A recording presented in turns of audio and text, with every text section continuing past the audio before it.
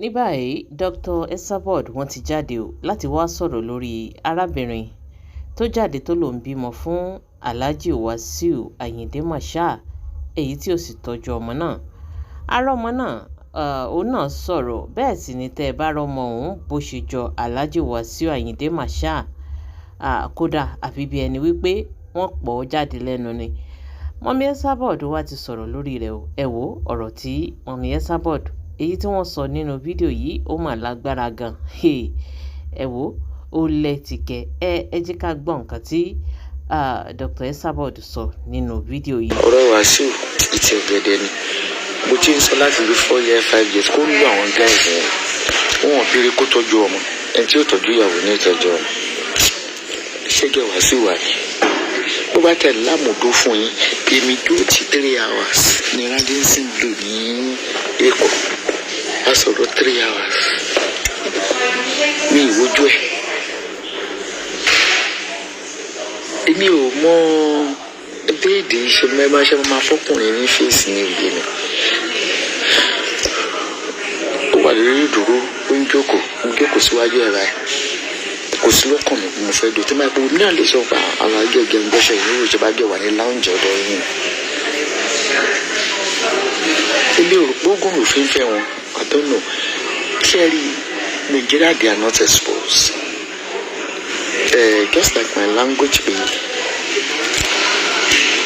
illiterate educated ni wọ́n ti sọ pé mi ò lè fẹ́ ó ti wà lọ́kàn mi láti ìgbà tí mo ti wà ní sísí mi pé mi ò léwu ní ilé kólú mi ò kó tó lórin jẹ ló ṣe jẹ́ pé tí máa fẹ́ ṣe bẹ́ẹ̀dì nígbà mo ti fi fọ́sìn tí máa gbé Saheed Òṣùpá gbogbo akọrin fún mi jọ bí èmi sanwó mi ní mi ì bá sọ̀rọ̀ tó fi dé nítorí mi ti fóònù mi mákẹ́tẹ̀ mi ì bá sọ̀rọ̀ lókun gbé wa mi ò kó tó lórin jẹ olórin ò lè gorí mi tó ń bá fi kú ṣé kán lè kì í bàbá tó pé wọ́n ti kì í méjì 20s nínú wọn wọ́n ti so special bá olórin ò ń tọ́jú obìnrin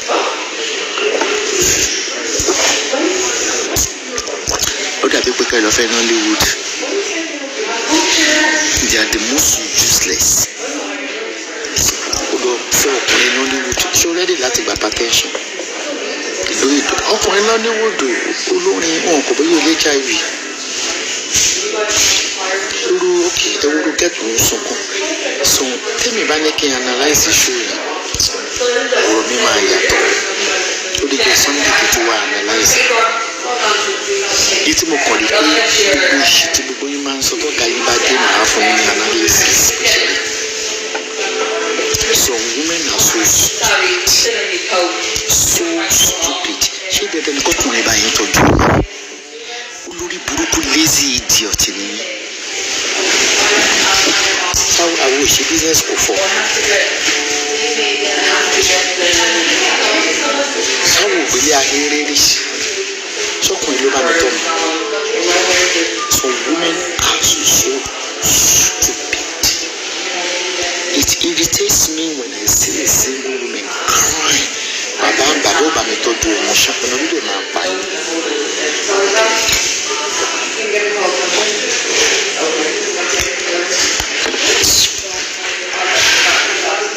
ṣé wọ́n ní láti gbé ẹni ní owó kó tó dúpọ̀ tọ́jú ọmọ ẹ fún ẹ ṣé ní owó mi ti tọ́jú àwọn ọmọ mi fúnra mi òbí rẹ ṣé ní ọ̀la mi lè fi tọ́jú àwọn ọmọ mi fúnra mi àwọn kájọ òun ṣe bísíǹsì ṣé dandan ni kí n ṣe bísíǹsì ẹ lọ sọmọ ọdún alágbọ́nlà 5,000 naira per day wọ́n fún wọn 5 times 30 150,000 naira ẹ kó ṣe lọ àti ṣàṣẹ ọ̀rọ̀ ta ó yẹ wájú kò tí ì lọ́rùn for 4 hours ní àti ìṣe máa gbádùn lóhùn ilé ní òjò náà síbi tí mo wà bọ́tì mo láì kàn kí máa inconvenience yìí kọ́ọ̀lù lánàá pé kí n ẹgbẹ́ kò sẹ́gbẹ̀ẹ́ mi àǹtí ẹ máa ṣe Dublin mo á sáfìsì bẹ́ǹsì some women are so stupid ìwọ tó mọ kó ló kó jídó lọ tọ́ mi ẹ̀ fún rẹ̀ we be saying this for over years. Wàásù ń tọ́jú ọmọ kò dẹ̀ ń tọ́jú obìnrin. fún àṣọ ṣẹ̀ṣẹ̀ máa rí ìdìbò tó lù kọ́ńdọ̀ tó ṣiṣẹ́ kókó lù kọ́ńdọ̀ òun sunkún ọmọ ẹ oníṣẹ́ ọmọ ẹ tí ń dọmọ gáréèjì tó ń apàlà lọmọ gáréèjì wọ́n ló máa sunkún ọ̀nà tó ṣe wàásù. Masu is the most useless guy all over the world. Ogun owó tó ṣe, I've said it 10 years ago, 12 years ago. Ogun owó ọ̀dájú ló ṣe, àwọn ọ̀dájú ló bá. Tó bá ti dóyè owó lẹ́kún orí burúkú tó máa gbọ́ ọmọ wa ń gbogbo ìgbà. Kò sí nǹkan kan tó ṣe ìwọ gbẹ́ ọmọ yìí lò, kò sí tó sọ mi. Ìtọ́wá wù ní akórakúdà. Ọmọ ò bá dààmú gbogbo mi ó sì dà akórakúdà. Ọmọ tó gbìyànjú bá bí. Ọmọ tí obìnrin bá bí òun ti. Ṣé fóònù yìí lọ́mọ yẹn sẹ́ndì kìíní graduation yẹn sí? Mi ì ní fi hàn yín mo kàn fẹ́ wò ó kí fóònù tó ń lọ. Ọmọ tí obìnrin bá bí. Ọmọ tí obìnrin bá bí ní tiẹ̀. Àwọn tí mo kórìíra jù láyé kéèyàn fi ọmọ wa tọrọ owó. Ìgbọ́n ayérayé ni fọmọ tẹ wá fi tọrọ owó ọmọ yìí máa jìṣẹ́ kúrò á pé ọmọ yìí lọ́wọ́. Torí tó o bá rẹ́dí àti tọ́jú ọmọ má mọ̀ wọ́n wá sáyé. Tó o bá ti rẹ́dí àti tọ́jú ọmọ, abort the pregnancy. Having a child is not my liability, it's a liability. So tó bá di Sunday mo wà analyze ìyá ń sọ kan ọmọ ń sọ kó bá wù ẹ́ ọmọ Yorùbá àmú kọ́lá ròdò it's none of our business. Tó mẹ́bà tí wà kó wà tó lè tó oge kíchí àbí oge ọ̀sán dènà pẹ́yìn ọmọ ẹ máa lo ẹ̀wọ̀n nínú kíyàn ní wàá ṣe pẹ̀lú mi. Lórí burúkú obìnrin ló máa fọmọ tọ owó torí pé ẹ̀ lè tọ́jú ọmọ yẹn ikú àgbà wọn lówó yìí àwọn á lọ sí ọ̀dọ̀ tó lè tọ́jú.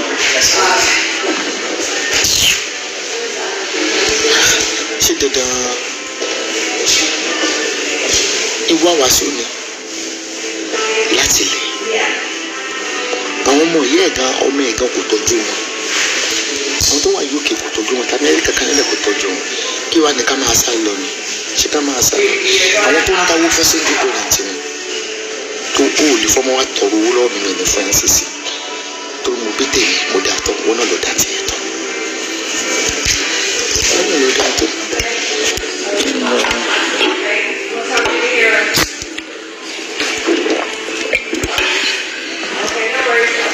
Lóyún máa tọrọ owó rúwá ìdí àwọn ni ṣé ẹ̀lẹ́ tó fún yín lóyún ni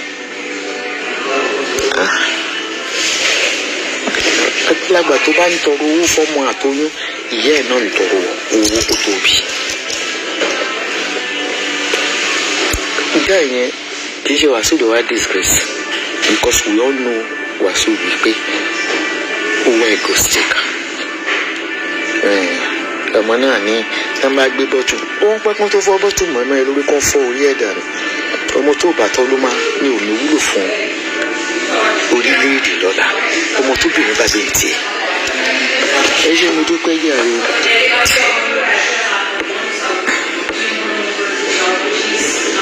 Kiri tọmọ yìí kí ló wọn yìí ní tíráàkì ní kiri fún báyìí torí ọlọ́wọ́ ó ní tíráàkì mi náà ní tíráàkì ó ti padà sí Dubai èmi ni ó ní mo wà ní Circular Road ní mẹsẹ̀ ọmọ tó bìnrin bá bí ní tiẹ̀ náà lẹ́tàzún tí bàbá wọn bá kú nǹkan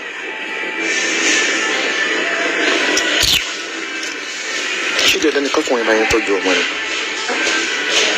èmi olórí burúkú obìnrin ọ̀lẹ́ adójútì ní obìnrin ọmọ wú ẹ̀bí nìyẹn tọ́mọ bá wú ẹ̀bí wàá ṣe there's nothing wrong in abortion.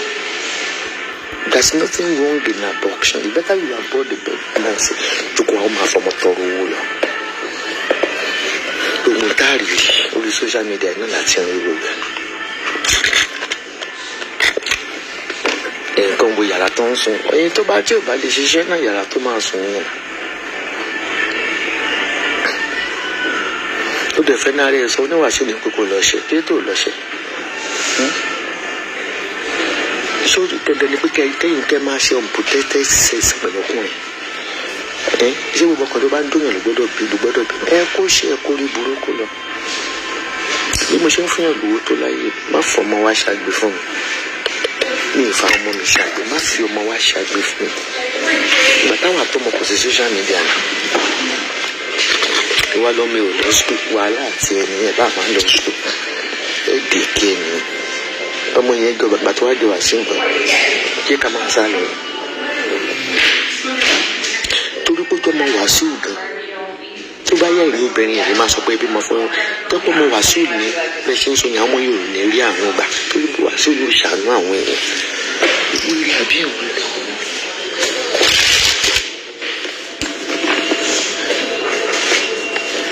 ọmọ yẹn ò ní rí àwọn gbà Wàsíù kò ṣàánú àwọn olú tó ń tẹ̀lé a máa gbáwọn èèyàn létí a máa ṣe gbogbo ẹ̀.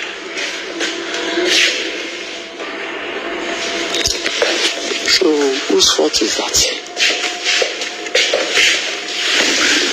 Whose fault is that?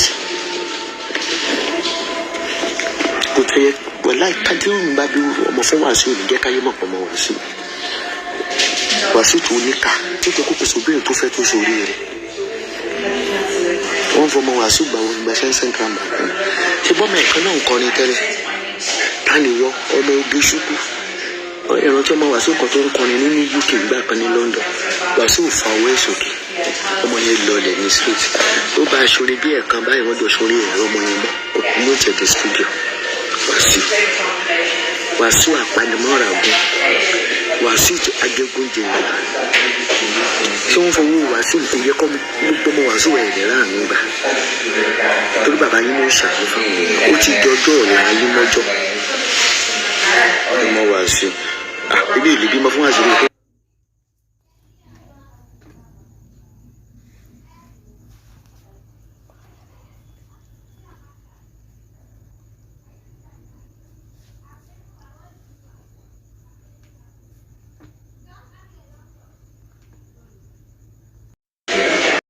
ni Wàsíù fà lọ́wọ́ sókè rí tó bá fọ olórin kan lọ́wọ́ sókè lórí yẹn máa lọ lẹ́nu. báwo ni Mary ọmọ Wàsíù bá wọ Wàsíù wà ní èèyàn Wàsíù play haigaka majority ọmọ gáréjì tó ń jà yìí ẹ mọ owó tí Wàsíù gbà lórí gáréjì ó ní gáràjì sọ just like àwọn MC ṣe ní àwọn kòsòrì ó ní gáràjì tí gọ́ọ̀mẹ̀ntì fún lẹ́kọ̀ọ́ wọ́n ní kò gbowó rárá nìdí over 50 million ló ń collect lówó ọlọ́kadà tó ní mọ́tò tó ń lòdì. Wàsíù àtúbọ̀tán ni bàbá yà wọn làwọn ọmọ Wàsíù fẹ́ dá yìí tó ní gbàgbà kan sóhun kan tiẹ̀ tọpasẹ̀ ká yà àwọn ọmọ rẹ̀ dá. nígbà tí mo wí ṣòwò Lámídì Adéyẹmí nìyẹn tó wájà lọ́yọ̀ gbogbo ọmọ èlò kó sí rẹ̀ ló kó sí ọ̀sùn kó sún mọ́ Wàsíù kankan rẹ̀ búrọ̀ àwọ̀ ọ̀dájú Wàsíù ìsàlẹ̀ ń kéla ní mo ń gbé bàárìn 24 hours ní kí n ṣe yìí wọ́n fòwé ẹ̀ tàbí máa dáwọ́ fọmọ Wàsíù. Fọlákẹ́ ló pè mí ò sí ní airport mo wà ní MSL mọ́tò mi tí ó ti dé fún service mo kàn gbé fún service wọn tí ì rí rádà yẹn náà rédà kan fẹ́ ra wọn tí ì rí láti tẹ̀lé ìmọ̀ sí wọ́n dẹ̀ ti fún mi ní quotation pé 3,000 kíní ní kò mọ owó tó fi ṣe service kan is almost 700 it's almost 700 euro ní service pence so Mercedes mi wà Mason lounge. ẹ̀gbọ́n náà báwo ni ẹkún orí burúkú lè wá ń sùn ṣé Wàsíù fẹ́ yín lẹ́gàlì ẹ kàn jẹ́sẹ̀ tẹ́ ẹ̀mí mọ́wọ́dẹ̀ fi ń bú Wàsíù bí Wàsíù ṣe bá kú ní àwo tó ṣe ó dájú gan ẹni tí ó lè bóbìnrin gbé tí ó lè bọ́mọ gbé Wàsíù dájú gan wéere ní o kò sẹ́ni tó dó tó ṣorí rẹ̀ tó gbàgbé tí Wàsíù kókó bẹ̀rẹ̀ níbẹ̀ kò sẹ́ni tó ṣorí rẹ̀ ní o gbé ìfọ́ má jẹ́ wàhálà wo Wàsíù 3 hours ló fi bá mi sọ̀rọ̀ ní láǹjẹ̀ ní Rádínsìnà èmi àti ẹnìkan làwọn àgbẹ̀ ká lórí àwọn tó Bọ́lá ni wọ́n ti máa fẹ́ ní Auto Bola lórí yẹn fún lówó ọ̀fẹ́ ni. Twenty ẹ̀fọn náà mo máa fẹ́ràn Auto Bola lọ́sẹ̀ tó ti gbó ti pẹ́. Bàtí Auto Bola wèrè tí wọ́n máa bàjẹ́ onígbẹ̀yìn olúmọ́mọ́ wà ní pé Wàsíù ló ní kó jáde tó mọ̀ páwọn ti gbowó lórí YouTube. Auto Bola ṣọ́pọ̀ ló ti yá wèrè ló ti yá wèrè. Ó ní ẹ máa fún wọn lánàá ló bá ń pariwo mo tún ti bẹ́ẹ̀ pèrò sí YouTube tí má bẹ́ẹ̀ pèrò wọn níyẹn ni pé kán wú ẹ̀ lọ́la ọjọ́ yẹn nìkan náà wọn lọ lórí Facebook ló ti ṣe. Ó ní àwọn 419 ó ní ṣé wọ́n máa pé ìjẹta ni wọ́n sanwó YouTube àti Facebook. Iye Bọ́lá ti bàjẹ́. Ìyẹn ti ní mental problem tí Wàsíù tó dò addiction mi ti Wàsíù tó dò. Bọ́lá mi tẹ̀ máa fẹ́ràn wèrè tó rà ní ẹ̀yìn ṣe bí dáwọn èèyàn ṣe ní kọ́mẹ̀tì wọn ṣe ń wúwo. Báwo ni Dangote tògédé yàyà ni.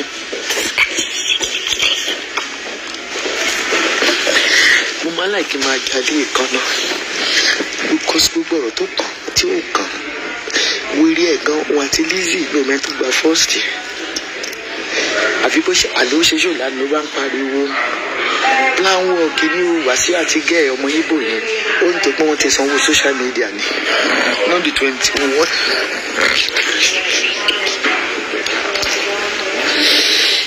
President yóò fún ọkọ̀ bọ́ọ̀lù lórí social media ó ní wọn àdàwó fún un ó ní Wàsíù mọ́mọ́ sọ pé gẹ́gẹ́ pé kó sáré wá sọ̀rọ̀ pé wọ́n ti ní Facebook ó ti sanwó YouTube ó ti san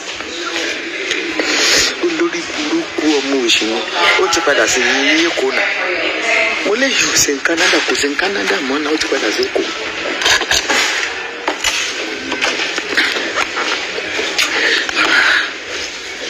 Òun ò ríyàn dáa ta ló máa fọ ẹ̀ ń kọ̀ bọ̀ àwọn tó fún ẹ nígbà tó lò nídìí owó lẹ́gbẹ̀ẹ́ ó bí wọn láàṣẹ. How many hours left?